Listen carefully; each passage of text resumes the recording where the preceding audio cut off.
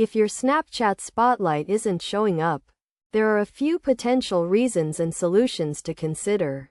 Firstly, an outdated Snapchat version may be the issue, as the app regularly updates with new features and bug fixes.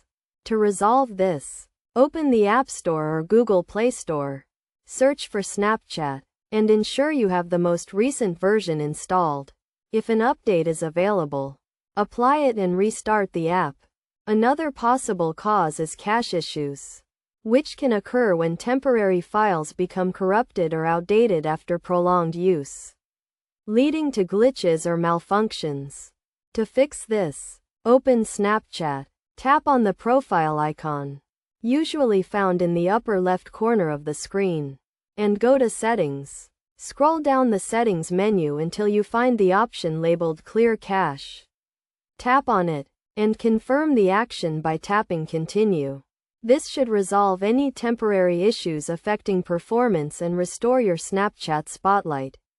By following these steps, you should be able to identify and fix the issue with your Snapchat Spotlight not showing up.